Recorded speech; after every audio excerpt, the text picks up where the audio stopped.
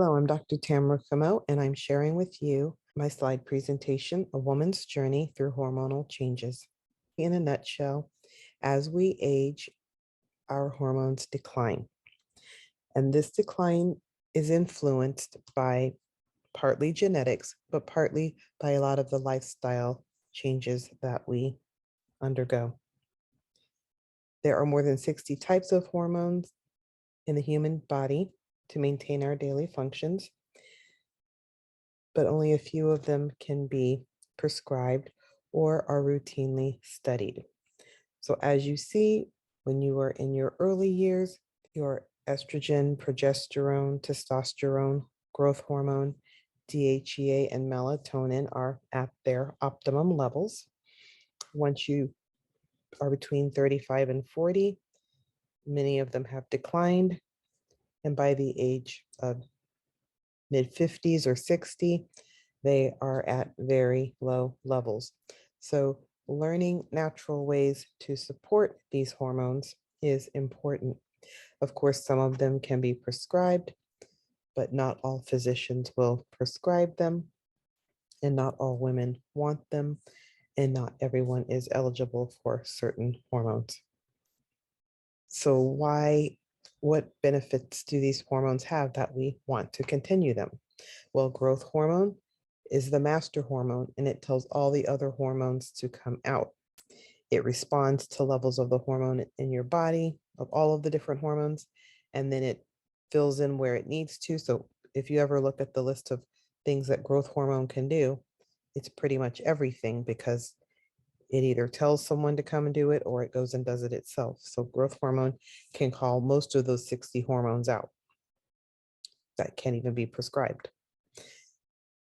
This hormone is very difficult to get. You can't just walk into your primary care doctor's office and say, hey, give me growth hormone, because bodybuilders used to play with it in the past. It's severely restricted as to who can prescribe it, but growth hormone boosters can be prescribed. Estrogen in your body, it has 300 jobs. You have a receptor everywhere in your brain, in your eyes, in your bones, on your blood vessels, in your heart. Every cell, every organ in your body has an estrogen receptor.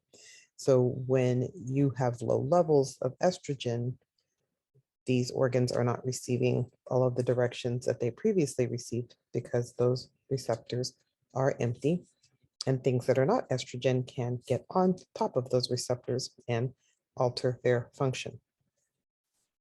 So it is to your benefit to maintain natural estrogen production. Progesterone, for the purposes of what most people decide they want to take progesterone for, it's a diuretic. So it's a, we prescribe diuretics for blood pressure. So we need this, when we get older and we start having leg swelling or things like that. Sometimes we think we're retaining water, or we are retaining water. So restoration of progesterone levels helps with this fluid balance. It also is important for skin elasticity. So as we age and our face falls and our breasts fall and our butt falls, a lot of that, some of it's gravity, but most of it is progesterone did not make you very tight skin. And progesterone is also our very calming and relaxing hormone. So a lot of times when it declines, people feel that in their emotions. DHEA is secreted by mostly your adrenal gland, and it's responsible for helping you with energy, salt and sugar balance, and endorphins. Endorphins help us with mood and pain control. Testosterone is another hormone that helps with energy, muscle support, fat burning hormone. It helps us with bravery and bone. Pregnenolone helps with memory and joint pain. Back in the 1950s, there was lots of studies on pregnenolone and what it could do. But once steroids were invented and they could patent them, they stopped studying pregnenolone. And melatonin, it's good for repair. While you sleep, what you're doing for that 8 hours is repairing. It's also an antioxidant. which helps with repair. It's good for memory, skin aging, hair growth, and sleep. And you'll see that I put sleep last. Sleep is what they market it for. It's what everybody thinks of. But while you're sleeping, all of these things are getting done. And when these things get lower, there. So yes, that goes to makes me remember that testosterone is good for hair also. So when our hair falls out, when we get older, as it thins, there's a couple of different hormones that come into play. There's other hormones, but these are the ones that can be prescribed. And we're going to focus today on testosterone because growth hormone, like I said, you can prescribe precursors. Estrogen, easily prescribed. Progesterone can be prescribed. DHEA, over the counter. Pregnenolone, over the counter, or can be prescribed. Melatonin, over the counter, or can be prescribed. Testosterone is the one thing for women that even though you could prescribe it, it is off label. So it's useful to know how to naturally try to support it and boost it, since it is not very easy to find a provider who will prescribe something that is not approved by the FDA. Testosterone, as I said, is an FDA approved drug, but not for women, for men. Men can have injections, men can have a cream or a gel or a pellet, and it's all FDA approved for men specifically, but not for women in this country. So when it's prescribed, it's for off-label use, and the prescription must be filled by a compounding pharmacy, which means you can't go to your local drugstore like Walgreens or CVS and ask for testosterone in a dose appropriate for a female. A compounding pharmacist must get testosterone and dilute it down to a strength appropriate for a female, or we will learn how to boost it naturally. Now, in Europe, there was a patch called Intrensa that was approved and widely used, and in 2018, it was no longer produced. It had been around for 10 years. No, I don't know why it was withdrawn. Could be that it went off patent, and by the time everybody makes a generic, it wasn't profitable, or because of the increase in people who can compound, it's easy to get without getting a prescription dose. Testosterone production. Women produce testosterone, but in much lower amounts than men. In the men, testosterone is produced in the testes and the adrenal glands, whereas in women, it's produced in the adrenal glands and the ovaries. And testosterone is known to peak in our early 20s and then drop about 10% every decade. So you see, we measure testosterone levels, and at the most, they're 70. I rarely see this 70. This little blue area? I don't really see it up in this blue area. Usually it's here around 45 or 50 at the best. And every day it can fluctuate. If you're watching some hot guy in a movie and I check your testosterone level, maybe it's high. And if you're having a very stressful week, maybe it's low. It's all over the place. There's not one level that you have every day. But then, of course, it declines. And when you're 70, it might be the same level every day. It might just be 0 or 1. So you might be wondering, well, what does testosterone have to do with beauty? Why are we talking about testosterone? Well, do you know any men with cellulite? Now you're thinking, you don't know any men with cellulite. I have not seen a man have cellulite, complain with cellulite. Cellulite creams are not marketed to men. It's already said, it is a fat burning hormone. As we age, we put fat on in different places. And when we had testosterone that burned all of our fat, it didn't just deposit itself wherever it felt like. Went to certain places. Now it can go where it wants, and it likes your thighs. Also, are they marketing bone loss drugs to men? They do not. Men, and this is a male graph that we have here, their testosterone's 900. Remember, in the women's graph, the high was 70, but men get 900. That's a lot of fat burning ability. Then even when it declines and they become eligible for low T, right around 250 to 300. Way over here at like 60 or 70 is when insurance will pay for it, even though it gets low the whole time. Around 50, they're like half of what they used to have. But anyway, even when they get down to really low, they still have way more testosterone than we did at our best. So they grow thicker bones. And even though testosterone declines, and even if they do lose some bone, it doesn't get to the point where it breaks as easily as ours do. So it has some advantages that we would like to harness for beauty's sake. What are some of the things that testosterone does? And this little graphic was a male graphic that I changed a bit, but still their signs of low testosterone are similar to our signs of low testosterone. Mood changes, lack of motivation, more emotional, loss of muscle, increase in body fat, decrease in bone mass, hair loss, fatigue, lack of energy, and low sex drive. We have all of those things, plus we have vaginal dryness.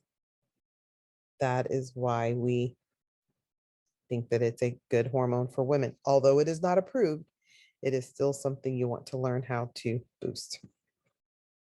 So just a quick graphic just for reference. So when you're young, these are your 3 important hormones: estrogen, progesterone, testosterone. When I'm looking at blood work, these are the ranges of estrogen that I think are optimal. You have hundreds of molecules of estrogen when you're young. Progesterone, it's all over the place. Early in your cycle, very low. Late in your cycle, very high. So it can be all sorts of different numbers. And testosterone, between 20 and 70 is what I expect to see in someone young. And like I said, that depends on the day. That's not age dependent. It's not like, oh, 20, you must be old, and 70, you must be young. No, it's all over the place every day and everybody, but at least you can generate a high amount if you are properly motivated when you are young. And then when you get older, not so much. By early menopause, these are the values that I would see. And if you will notice, it's like 1/5 of what you had when you were younger. I believe you still have some estrogen here. And then progesterone, you're not even working with whole numbers anymore. You're working with fractions. And testosterone, you're back down to 1/5 of what you used to have. So sometimes I look at someone's blood and I'm like, so you aren't motivated to have sex, are you? And they're like, how do you know that? I'm like, I'm looking at your number, and it is low. So late menopause, a lot of people think, oh, my hot flashes stopped, I'm done with menopause. No, you might be done with early menopause, but now you're in late menopause. There is no absence of menopause. Once your menses have stopped, you're in menopause. You stay in menopause, you're early or you're late, where everything really gets low. Like I draw your blood, estrogen's undetectable, progesterone's undetectable, testosterone's undetectable. And all of the things they used to do, like hair and mood and skin, are no longer working for you. So let's look at the hormone cascade when we're trying to plot how we're going to get testosterone, because your body doesn't just make 60 different hormones.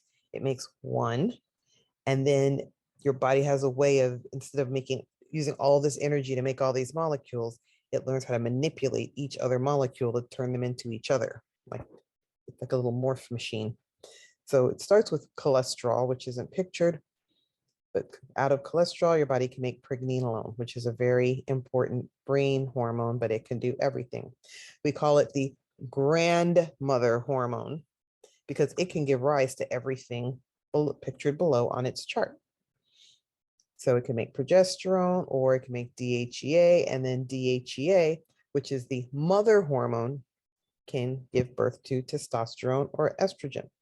Testosterone and estrogen also, although it's not pictured, have an enzyme between them. They can flip into each other. So men actually make a ton of testosterone, and then they'll convert a very small percentage to estrogen. Men have estrogen too. It's heart protective. They just have a small amount. As they get older and lose testosterone, they also lose estrogen because testosterone is the source of the estrogen, one of the sources. Of course, DHEA can directly make it, but mostly you're converting with this little, there's an enzyme in here. Also, women make a lot of estrogen and they convert a percentage to testosterone. So when we're young and that estrogen number is really high, we have a way to easily access testosterone. Not only do our adrenal glands make it, but we can access it another way. And as we get older and our estrogen becomes undetectable, this one does too, because you've lost this pathway. You still have this one, but we'll talk about it. So here, pregnenolone steal. So here's your precursor, your grandmother.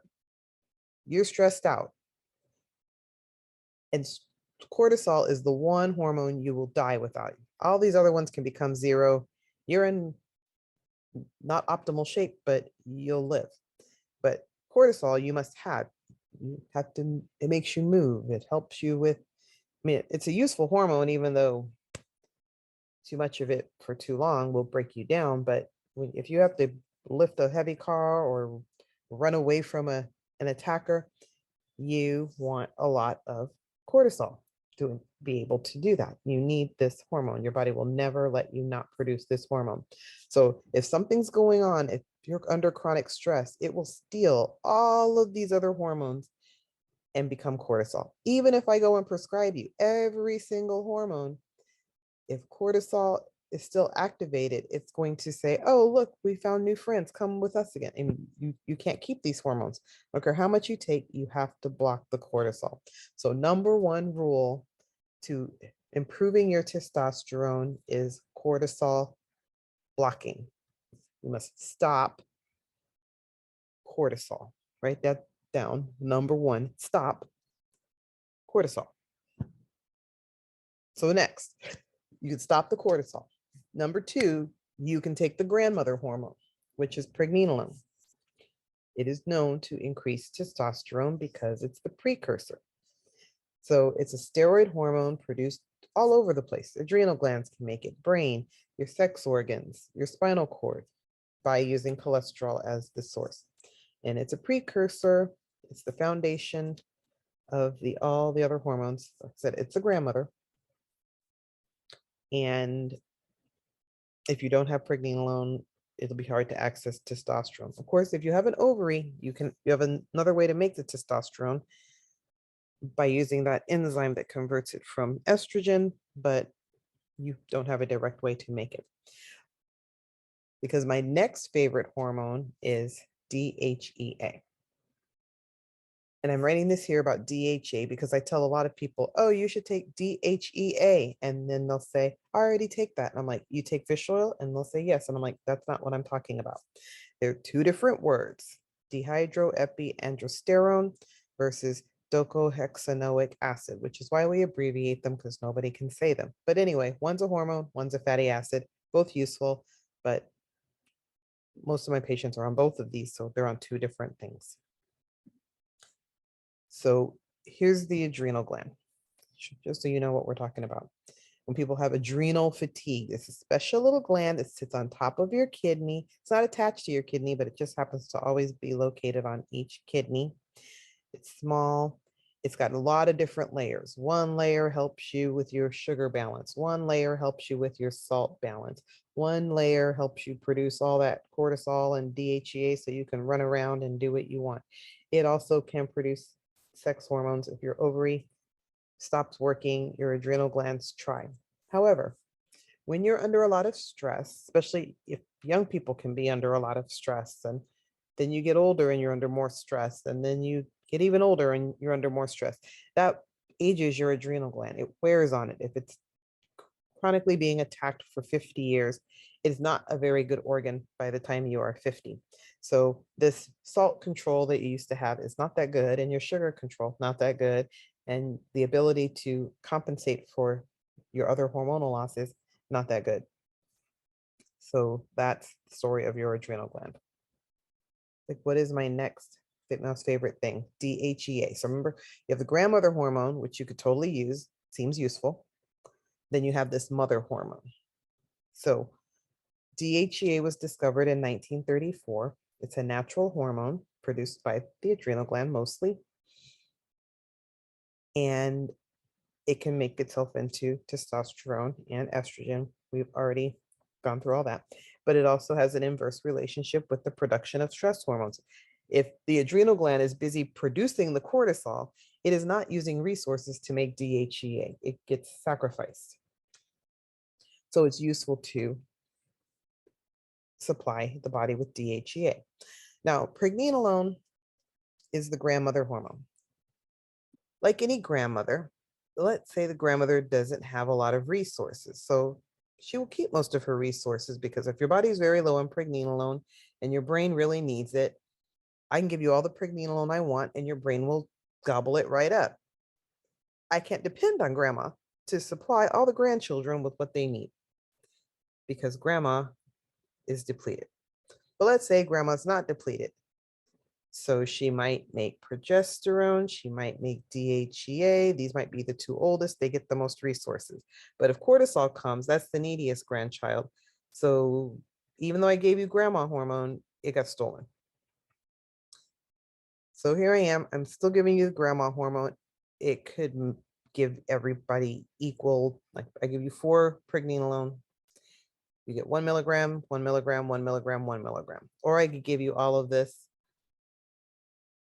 and it could go and make DHEA only. I mean, everybody has different pathways. So I have no control over the fact that you make testosterone.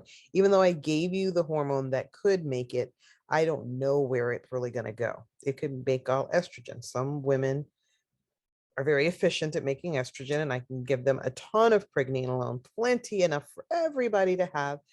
Money is no object. I can give everything to all the grandchildren, but no, I'm going to choose to give everything to this one. I just can do that. Or I can give some women are very androgenic and it could all be testosterone. So I have no control when I'm this high up supplying the source, even though I like it. If I want to make sure that everyone gets fed, yeah, I'm going to give a lot of pregnenolone to a person, because then there's a chance that everybody will get some support. But I don't have a ton of control over the support, but it's still useful if I want to max out on it and get everybody some support. So now we're about down here with DHEA again. And it does boost testosterone because it directly, either your adrenal gland gets fed, but then if there's enough left over, it will directly go into estrogen and testosterone. So I'm closer to it. It doesn't have as many decisions to make, and I have a more direct source of testosterone. So I like pregnenolone for a variety of reasons. If someone's low in everything, that's my go-to. But if I'm really specifically trying to go with testosterone, DHEA is closer. It's the mother. Mother has to feed her children. Grandma, it's discretionary.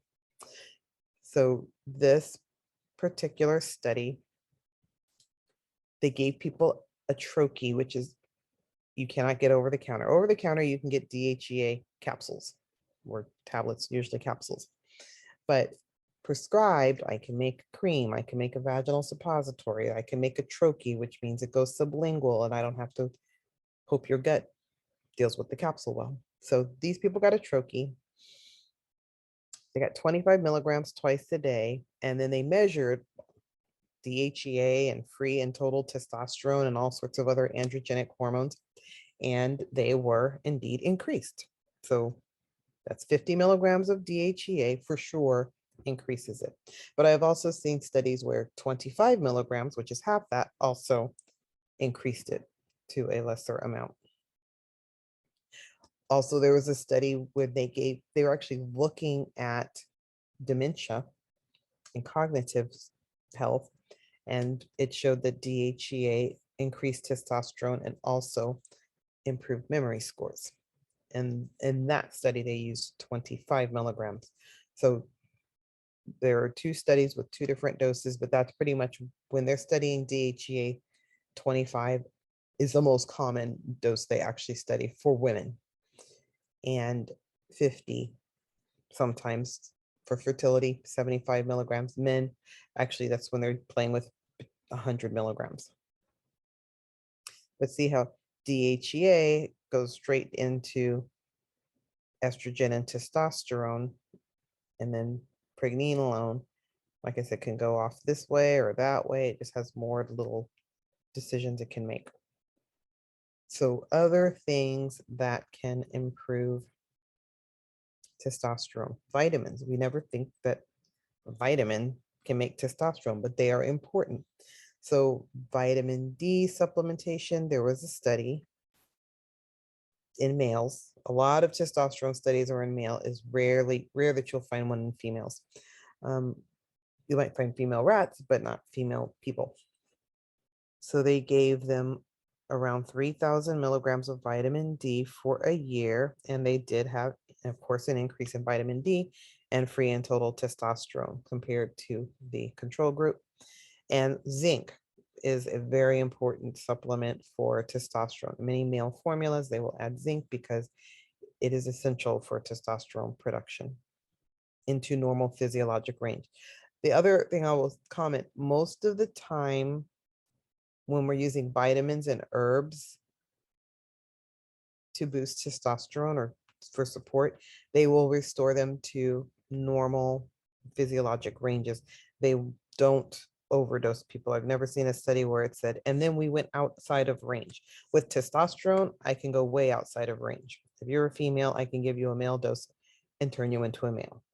So I can go into whatever range I want with actual prescribed testosterone. But using vitamin D and zinc, it doesn't really pull people outside of optimal ranges. There's other nutrients that may be beneficial. Phosphatidylserine was studied. Zinc and vitamin D are my top two. Vitamin C is, I've also seen studies.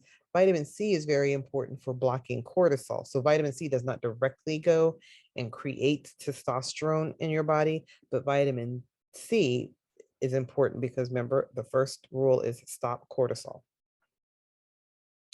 And they've also noticed an association with magnesium and testosterone in men, and when they supplemented the men who could have been low. So it could be that normalizing magnesium helps them complete the steps of making testosterone. They're not really sure, but magnesium doesn't directly provoke testosterone, but low magnesium can impair it. So mostly you want to repair, replace vitamins so that you are not at a disadvantage and cannot create the hormone. Because a lot of things go into creating a hormone, and if you're missing a crucial item, you won't have it. Like if I'm making pancakes and I don't have eggs or milk, I don't have pancakes. I have flour that won't stay together. So there are herbs that have been studied for testosterone support, and most of them are marketed specifically to men. Ashwagandha, a lot of women have heard of ashwagandha and use ashwagandha, so that is marketed to everybody. But long jack and epimedium, which is also known as horny goat, tribulus, all of these things are in popular male supplements for libido enhancement. And these are mostly studied in men. I've seen a couple of them studied for female enhancement, but they don't necessarily measure hormone levels because, like I said, there's a lot of reasons for that. But these are the herbs that are used. I personally do tell women to take these, but many of my females are menopausal, so it's fine if they take these. I don't suggest them to women who can get pregnant. So if someone's had their tubes tied, and even if they're young, great, take this. But we don't know what these herbs do to pregnant women. So I don't have like a 35-year-old taking them because she could get pregnant, and then she's on this herb and there's no data on pregnancy. So I usually have women use this, otherwise I'd rather use the vitamins that are safe in pregnancy. But herbs, I have my older women use that for testosterone boosting, really for sexual support. So ashwagandha and testosterone. Here is a study in males, but they did look at the hormone levels in men, and it increased their DHEA and their testosterone. Saw palmetto is another herb that is mostly in male prostate health supplements. And I have recommended prostate health supplements to women because I know about this. And actually, we use it for a few other conditions in females, or it's been studied. It's not commonly used, but it has been shown in men that are androgen deficient that it will help them with their testosterone levels. Pine. So the whole pine family. So there are many studies on pine bark, pine pollen, on secretion of hormones, and all the way from 2011, 1971, 2020, like for years, we've been looking at pine, and things that are in the pine family are spruce and fir, pine, spruce, fir, all in the same family. And so even though pine specifically is studied, I use the entire family as supportive items. Other things we do to maintain healthy testosterone levels. Number one, anti-inflammatory diet. If your diet's inflammatory, your cortisol is going to go high. If your diet is poor in nutrients and you end up low in vitamin D, magnesium, vitamin C, and zinc, that's another thing. So you want to, diet is the number one thing that can help you not plummet to undetectable levels. Exercise is also good. Remember, number one, stop cortisol.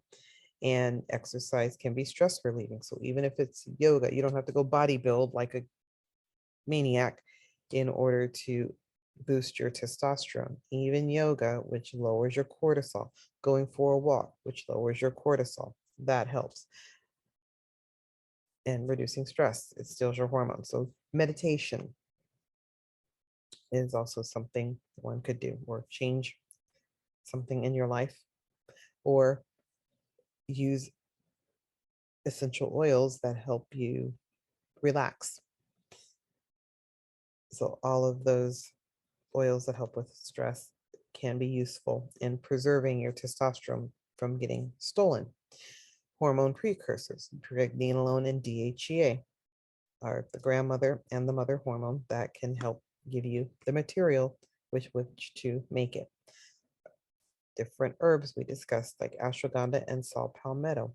And also, proteins and amino acids are the building blocks of all your hormones, including testosterone.